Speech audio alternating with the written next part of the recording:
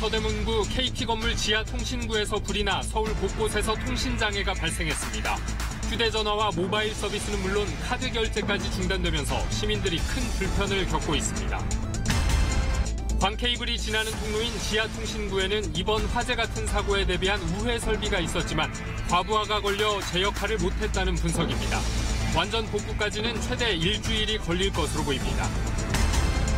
오늘 아침 수도권에 10cm 안팎의 눈이 와 1981년 관측 이래 가장 많은 접설량을 기록했습니다.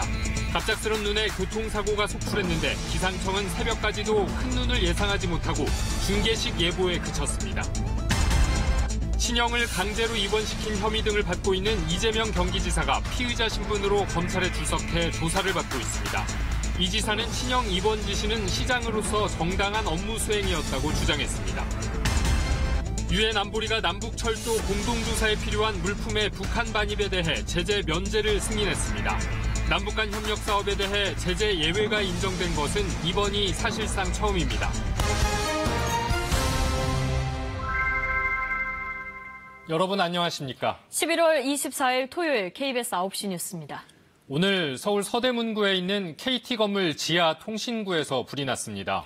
서울 도심 상당수 지역에선 사실상 통신이 마비돼 시민들이 불편을 겪고 있습니다. 먼저 박찬 기자입니다. 시커먼 연기가 서울 도심 하늘을 뒤덮었습니다. 땅속에서 치솟는 연기. 아예 호스를 집어넣어 소화액을 뿌려보지만 연기는 좀처럼 잦아들지 않습니다. 불이 난 곳은 KT 건물 지하 통신구. 전화선과 광케이블이 시작되는 지점부터 50m가량이 탄 겁니다. 여기는 사람이 진입할 수가 없습니다. 현재 매연하고 또 높이가 2m 정도밖에 안 돼요. 그리고 통신 케이블만 있기 때문에. 소방차 등 장비 70여 대와 인력 300여 명이 투입돼 불길은 3시간여 만에 잡혔습니다.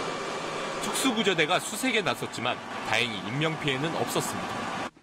문제는 통신장애. 통신선이 불에 타면서 인근의 유무선 전화는 물론 인터넷, IPTV와 상점 결제 시스템까지 먹통이 됐습니다. KT는 서울 중구와 마포구, 은평구, 서대문구 일대의 통신이 모두 끊겼다고 밝혔습니다. 이 통신구에서 그 연기가 다 빠지고 우리 통신 엔지니어가 진입할 때까지 기다렸다가 또 빠른 복구를 진행할 계획이 있습니다. KT는 이동식 기지국을 투입하고 통신선을 우회하는 방식으로 긴급 복구에 나섰습니다. 경찰과 소방당국은 연기가 완전히 빠진 뒤 현장 감식을 통해 화재 원인을 조사할 방침입니다. KBS 뉴스 박찬입니다. 이번 화재로 KT망이 불통이 되면서 휴대전화와 모바일 서비스는 물론이고 카드 결제까지 중단됐습니다. 주말 오후에 시민들이 큰 불편을 겪었습니다. 김범주 기자가 현장 취재했습니다. 화재 직후 서울 마포구와 용산구 일대 KT 통신망에 장애가 생겼습니다. 휴대전화에 인터넷까지 먹통이 되면서 시민들은 발만 동동 굴렀습니다. 급한 마음에 공중전화로 달려가 봤지만 이마저도 사용 불가능입니다. 아예 신호 자체가 안 가고 있어요. 서울에 좀 출장 하러 왔는데 제가 핸드폰 자체가 안 되니까 와이프한테 전화하려고 했는데 전화가 안 돼서 지금 어떻게 연결해야 될지 모르겠어요. 금융결제망도 멈춰섰습니다. KT망을 쓰는 카드 결제 단말기는 모두 무용지물이 됐습니다. 음식점 앞에는 현금 사용만 가능하다는 안내문까지 등장했습니다. 없어. 우리 주머니에서만 갖고 왔어요. 현금 결제가 몰리면서 가게 주인은 거스름돈을 꾸러 다녀야 했습니다. 현금이 지금 모자라서요. KT에서 불이 나서 지금 현금이 계산할 수밖에 없어요, 지금은요. 당황스럽긴 손님들도 마찬가지. 그래서 현금으로 급하게 찾아가지고 금방 점심 먹고 나왔어요. 카드까지 쓰는데 갑자기 안 되니까 좀 여러 가지로 불편했어요. 또 KT망을 기반으로 한 현금 입출금기도 작동을 멈췄습니다. 주말 대목을 기대했던 PC방은 매상에 직격탄을 맞았습니다. 평일날도 안 되는 걸 주말로 많이 보탬이 되는데 오늘 같은 날은 주말 토요일인데 이렇게 까맣게 꺼진 걸 보면은 제 가슴이 타들어가고 있어요. KT는 복구가 우선이라며 배상 방안에 대해선 추후에 논의하겠다는 입장이지만 이동통신 이용자들에 대한 요금 환불액과 KT망 이용업체들의 매출 손실액 산정을 놓고 진통이 예상됩니다. KBS 뉴스 김범주입니다. 네, 지금부터는 취재 기자와 함께 이번 지하통신구 화재에 대해 자세한 내용 알아보겠습니다. 최대수 기자 나와 있습니다. 자, 최 기자. 예. 이 지하통신구를 흔히 정보통신기술의 모세혈관이라고 부른다는데 이 지하통신구가 정확히 어떤 곳입니까? 쉽게 말해서 이 광케이블이 지나가는 통로입니다. 사람으로 치자면 심장에서 나온 피를 이 온몸으로 뿌려주는 역할을 합니다. 네. 자, 그래픽을 보시죠. 예. 그 지하통신구의 구조는 한 사람이 겨우 지나갈 수 있을 정도로 아주 작은 구조입니다. 그곳에 광케이블이 있는데 이 광케이블 안에는 유무선 인터넷, 또 인터넷 전화, IPTV, 그리고 인터넷선을 통해서는 카드 결제 정보가 오고 갑니다. 네. 이 광케이블에 문제가 생기면 모바일 메신저는 물론 SNS, 그리고 인터넷은 물론 전화도 안 되니까 사람들 입장에서는 내가 세상과 단절됐다는 생각이 들만도 합니다. 네. 지난 1994년에 그 한국통신 광케이블 화재가 났을 때도 그 당시 언론에서 정보, 통신, 금융망이 마비됐다고 했는데 당시에 썼던 거라고는 집전화기나 호출기, PC통신이 전부였거든요. 지금과는 비교가 안 되는 수준입니다. 네, 이렇게 중요한 시설인데 근데 스프링클러 같은 자동 소화 시설이 없었다죠? 예, 그 소방당국은 브리핑에서 사고가 난 지하통신구에 스프링클러가 없었다고 밝혔습니다. 네. 대신 이 통신구 근처에는 소화기가 통로에 배치가 있었다고 하는데요. 아까 말씀드린 것처럼 이 통신구가 워낙 좁은 데다가 자동 소화 설비가 없다 보니까 불길을 잡기가 어려워서 지금도 계속 화재가 이어지고 있는 걸로 보면 되겠습니다. 예. 그 이유를 봤더니 그 지하 통신구의 길이가 500m가 안 됐기 때문이라고 하는데요. 네. 이 현행 소방법상에 보면 그 통신구 길이가 500m 미만일 안 될 경우에는 그 연소 방지 시설에 대한 설치 의무가 없다고 합니다. 네, 의무가 아니었던 거군요. 그리고 이 사고에 대비한 우회 설비 같은 것도 없었나요? 당연히 이제 이동통신사들이 우회 설비망은 갖고 있습니다. 예. 그래픽 보시면요. 이 사고가 난 아현지사의 경우에 문제가 생기면 곧바로 여의도지사로 우회를 하도록 되어 있습니다. 네. 근데 여의도지사도 자신의 정보 말고 아현지사의 정보까지 떠안은 상태고요. 주말이다 보니 통화량도 많고 카드 사용량도 많다 보니까 과부하가 걸린 겁니다. 네. 여의도 인근에서도 장애가 있었다는 제보들이 많았었는데요. 아마 이런 과부하가 원인이었던 것 같습니다. 네.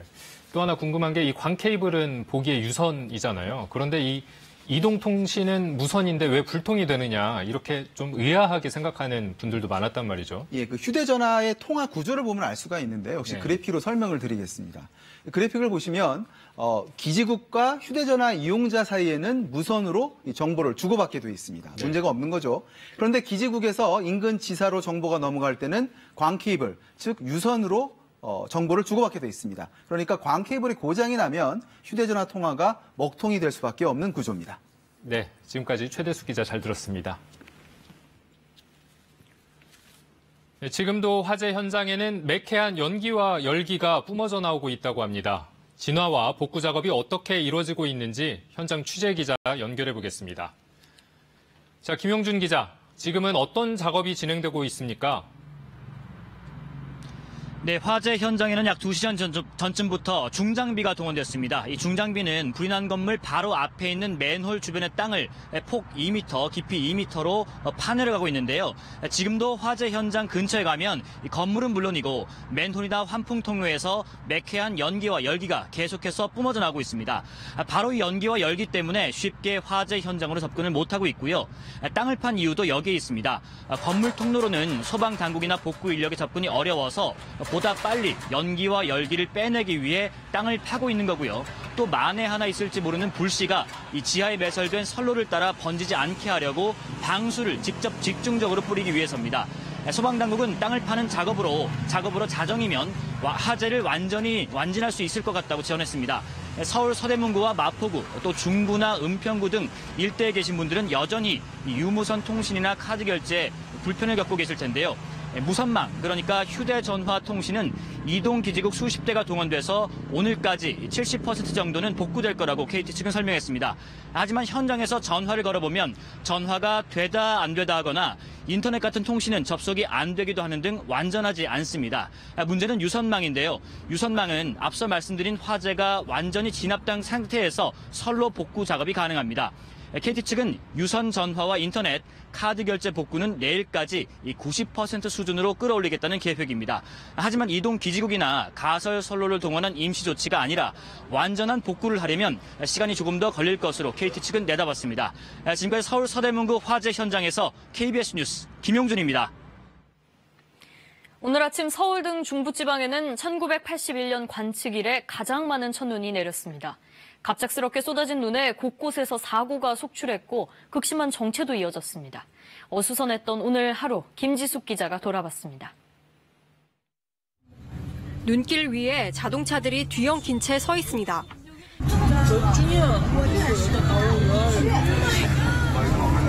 대박. 갑작스런 폭설로 차량 10여 대가 미끄러지면서 잇따라 부딪힌 겁니다. 옆 차선에 차가 안 오길래 이상하다 이러고서 갔는데 그냥 사고가 나 있더라고요. 제설 작업이 안 돼 있었어요. 눈 쌓인 도로 위, 차들이 엉금엉금 기어가고 아예 멈춰선 차량들도 보입니다. 차들이 이제 진행을 하다가 언덕이라서 못 올라가고 바퀴도 헛돌면서 이제 아예 올라가지 못하더라고요. 이 차도 눈길에 미끄러져 앞차들을 들이받고서야 멈췄습니다. 브레이크를 밟았는데 브레이크가 전혀 안 걸리고 쭉 미끄러졌대요. 멈춰서 버린 차량 행렬 옆으로 시민들이 걸어서 터널을 빠져나갑니다. 몇 시간째 견디다 못한 버스 승객들이 아예 내린 겁니다. 도심 곳곳에 차량 운행이 통제되면서 극심한 정체가 이어졌습니다. 터널 안에서 2시간째 움직이지 못하고 갇혀 있습니다. 앞으로도 못 가고 뒤로도 못 가는 상황이었습니다. 얼어붙은 눈과 얼음을 떼어내느라 항공기 운항도 차질을 빚었습니다. 김포공항에선 180여 편, 인천공항에선 10여 편이 출발 또는 도착이 늦어졌습니다. 1시 50분 비행기인데 5시 45분까지 연착이 돼가지고 계획된 거 다 틀어지고 그래서 좀 속상해요.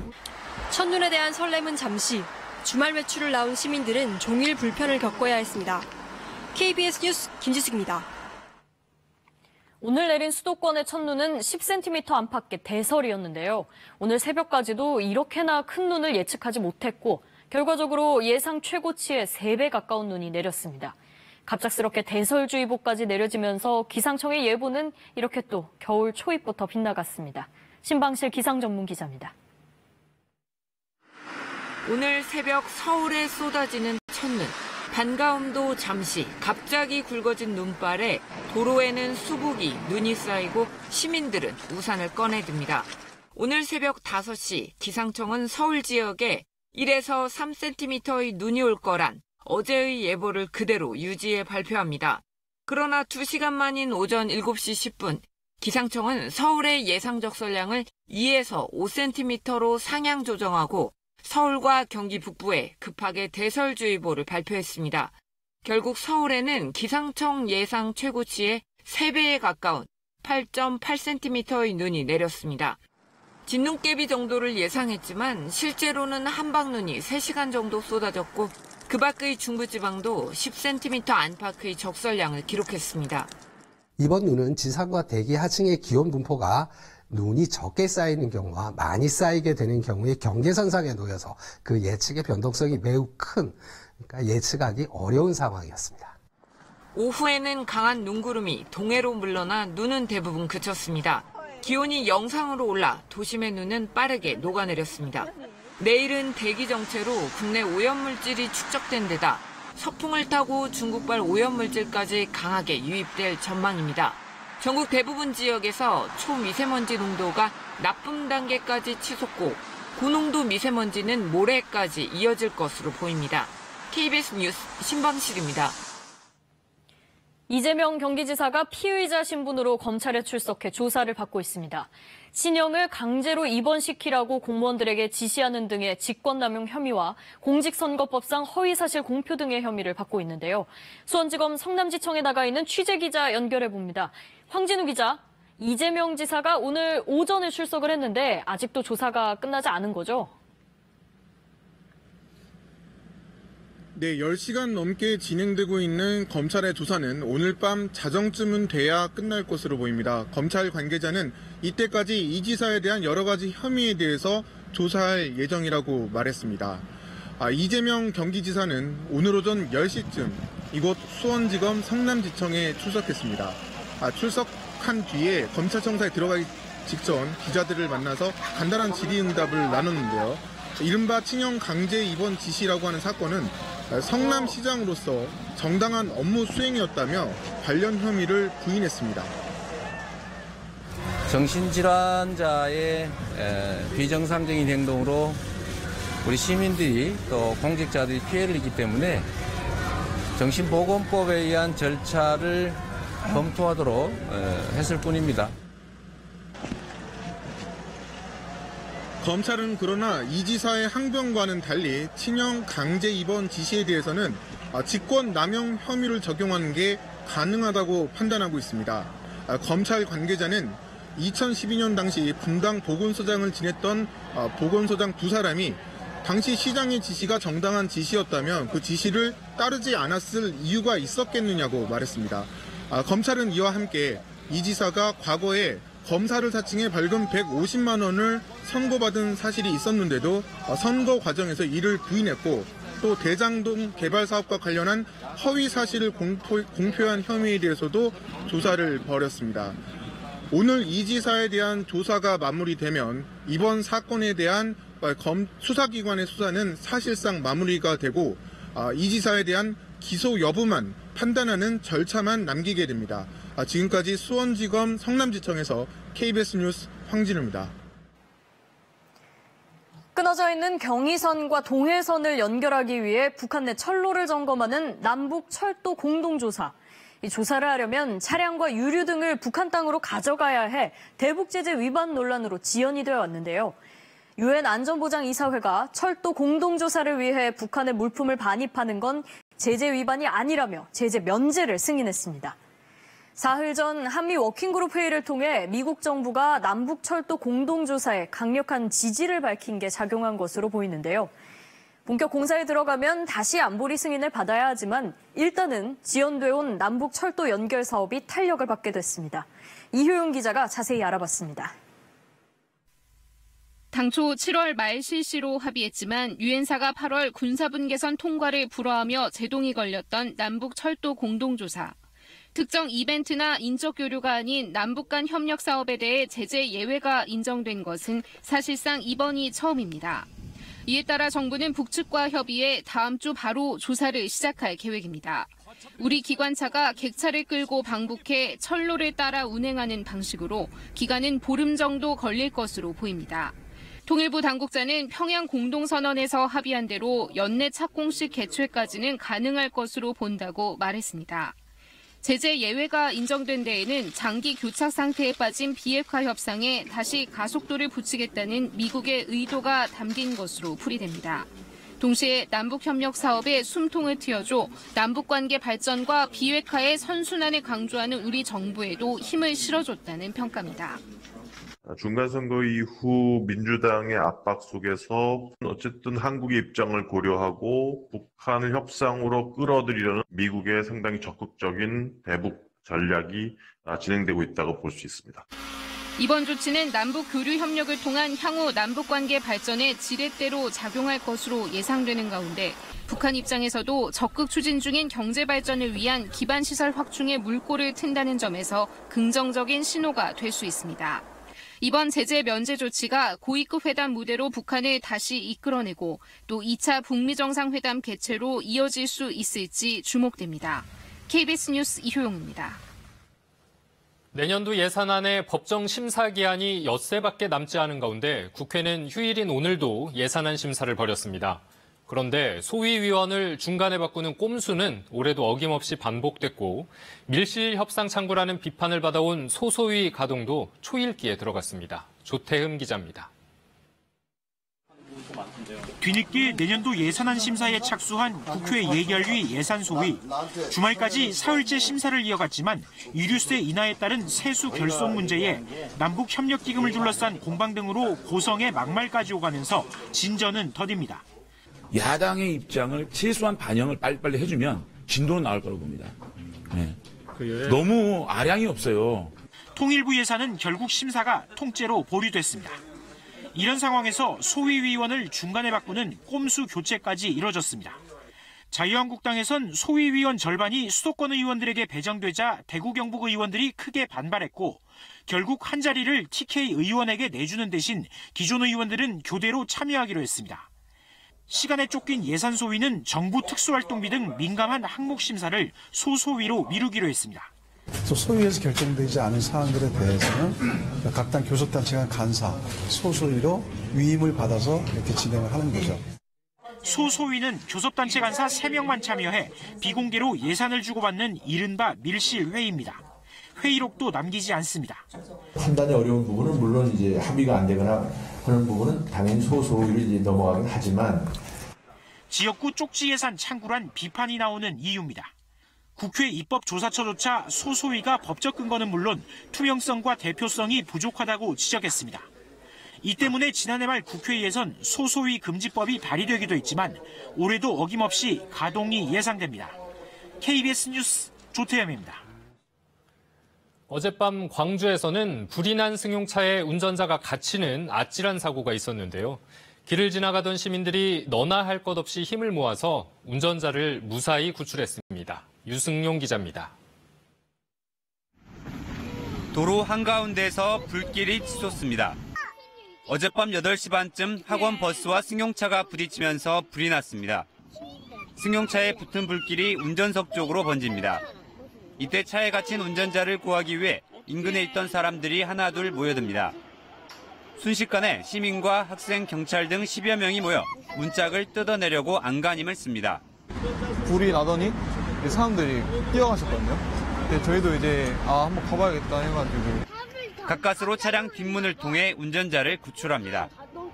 20대 여성 운전자는 큰 부상 없이 병원으로 옮겨졌습니다.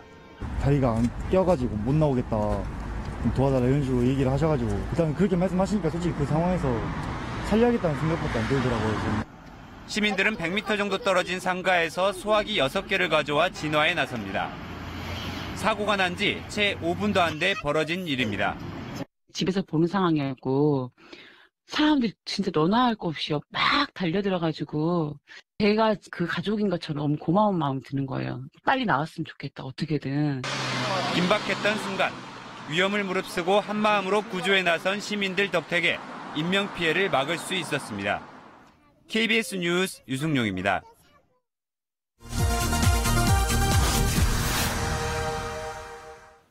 북한 내부를 깊이 들여다보는 인사이드 북한. 오늘은 북한의 풍부한 지하자원 얘기입니다. 북한에는 철과 마그네사이트 등 막대한 천연자원이 매장돼 있는데요. 남북관계 개선과 함께 국내외에 관심이 커지고 있습니다. 남북 경제 협력이 가시화되면 북한 자원 개발이 한반도 경제 지도를 다시 그리는 계기가 될 수 있을지 하준수 기자가 정리해봤습니다. 중국 지린성 난핑 지역. 함경북도 무산 철광산이 한눈에 내려다 보입니다. 안내문에는 무산이 아시아 최대 노천 철광이라고 적혀 있습니다. 광산 중턱에는 무산광산은 나라의 보배라는 문구가 선명합니다. 무산광산 강석 같은 거는 워낙 그 규모가 어마어마하니까 아마도 북한 스스로 30억 톤이요 이거 어디서 나온 수치는 모르겠는데 그 이상은 더 가능할 거라고 저는 생각해요. 북한은 국토의 80%의 광물 자원이 분포되어 있는데 유용한 42개 광종에 728개 광산이 있는 것으로 알려져 있습니다.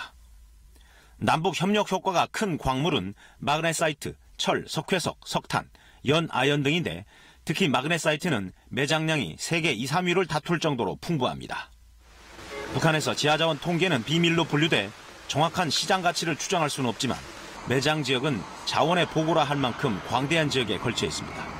특히 함경남도 단천은 검덕 아연광산, 대흥 마그네사이트 광산 등 50여 개 광산이 밀집해 있는 북한 최대의 광물 부존 지역입니다. 2007년 남북 자원 공동개발 합의에 따라 남측 조사단도 3차례나 다녀갔습니다. 근처에는 단천항과 김책항, 2개의 철도선, 4개의 발전소가 있어 산업 인프라도 뛰어납니다. 철도의 개보수와 전기 이런 부분을 저희가 개보수를 해서 좀 단천 지역을 단지화로 한다면 가장 경쟁력 있는 그런 산업단지가 될 것으로 추정을 하고 있습니다. 남북관계가 주춤했던 2012년에는 중국 자본으로 단천항의 부두와 방파제를 재정비한 상태입니다. 최근 북한 광물 자원은 이딴 대북 제재로 수출길이 막히면서 북중 접경의 물동량도 줄어드는 추세입니다. 하지만 제재 이후를 겨냥한 투자 검토는 활발한 것으로 보입니다. 미국 기업들이라든가 일본 기업들이 중국을 통해서 우회적으로 지금 가서 어떤 물밑 작업 또는 그 선점 이런 효과를 노리기 위해서 지금 많이 지금 진출을 하고 있습니다, 지금. 국내에선 물류비 절감 등 수입원 대체 등에 초점을 맞추는 추세입니다. 광물 자원의 94.2%를 수입에 의존하고 있습니다. 우리가 북한의 광물 자원을 공급받을 수 있는 그런 공급 체계를 갖춘다면 그 남북이 서로 상생할 수 있는 거 아니겠습니까? 때문에 제재 해제 이전에 단천 사업 등 중단된 사업을 재개하기 위한 남북 공동 현지 조사와 사업성 평가를 우선적으로 실시해 주도권을 확보할 필요가 있다는 주장도 나오고 있습니다. KBS 뉴스 하준수입니다. 최근 사립 유치원들이 잇따라 폐업하면서 막막한 상황을 부딪힌 학부모들이 적지 않습니다.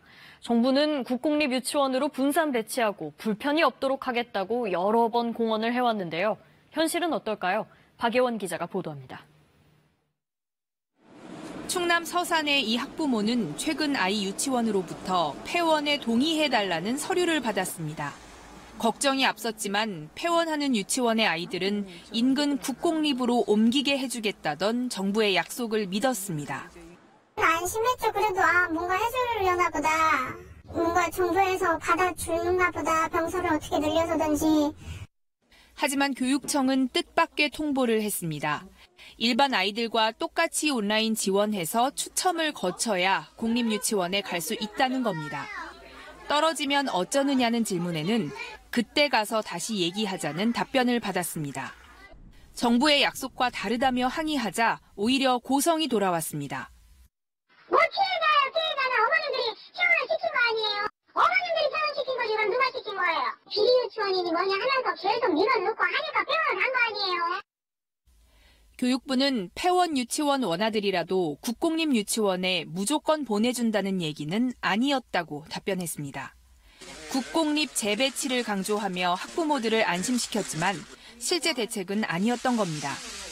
사립이어도 갈 데가 많았다면 이렇게까지 답답하진 않았을 거예요. 지금 치우라죠. 다 가고 싶어 하죠. 병설인데. 우리는 그래도 정말 갈 데가 없는 애들인데 어떻게 이렇게까지 하나. 2번 버림받은 느낌? 폐원을 결정한 사립유치원은 잃은 곳을 넘어서 점점 늘고 있습니다. 갑작스런 폐원에 불친절한 행정처리까지 피해는 고스란히 학부모 몫이 되고 있습니다. KBS 뉴스 박예원입니다. 잇따른 KTX의 고장으로 코레일 비상안전경영기간을 선포한 가운데 오늘 오후 3시 서울역을 출발한 부산행 KTX 141편 열차가 출발 16분 만에 광명역에 또 멈춰섰습니다. 코레일은 사고 발생 50분 만인 오후 4시 5분쯤 대체편을 투입했지만 이 과정에서 열차 탑승객 약 1,000명이 큰 불편을 겪었습니다. 지난달 29일 층간소음 민원을 해결해주지 않았다는 이유로 만취한 아파트 주민에게 폭행을 당해 뇌사 상태에 빠졌던 70대 경비원이 끝내 숨졌습니다. 서울 서대문구 해당 아파트 입주자 대표회의는 경비실에 붙인 부고장에서 72살 경비원이 어제 오후 1시 30분쯤 병원 중환자실에서 숨졌다고 밝혔습니다. 1987년 6월 항쟁을 다룬 영화 1987이 제39회 청룡영화상 시상식에서 공작, 신과 함께 죄와 벌 등을 제치고 올해 최우수 작품상을 받았습니다. 남우주연상은 1987에서 악역 박처장 역을 맡은 김윤석이 수상했고 여우주연상은 미스백 한지민에게 돌아갔습니다. 의료사고 진실을 밝혀달라며 숨진 딸을 영안실에서 꺼내지 못하는 부모의 안타까운 사연을 어제 전해드렸는데요. 이 부모가 7년 만에 딸을 하늘로 보냈습니다. 기다린 세월에 비해 턱없이 짧았던 장례식에 황경주 기자가 다녀왔습니다. 서울에 첫눈이 찾아온 날, 고 김민주 씨가 마침내 영안실을 떠납니다. 번듯한 빈소도 차리지 못해 입관실에 영정을 세우고 조촐하게 상을 차렸습니다. 이제 김민주 영가님께 일심 기울여. 민주 씨는 7년 전 서울의 한 병원에서 뇌신경 수술을 받고 간호사 실수로 제때 주사를 맞지 못했습니다. 수술 46일 만에 민주 씨는 숨졌고 부모가 병원을 상대로 소송을 했지만 법원은 의료사고로 인정하지 않았습니다. 이제 별 도리 없이 민주 씨를 보내야 합니다.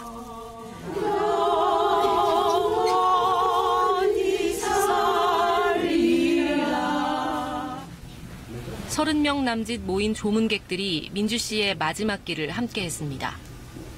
결국 다가온 헤어짐의 시간.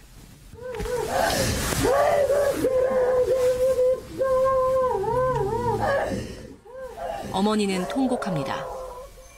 너무 오래 기다렸는데 장례식은 겨우 2시간 만에 끝났습니다. 우리 애가 좋은 데로 갈 것을 저는 정말로 빕니다. 우리 애같이 이런 피해자가 없었으면 좋겠습니다. KBS 뉴스 황경수입니다.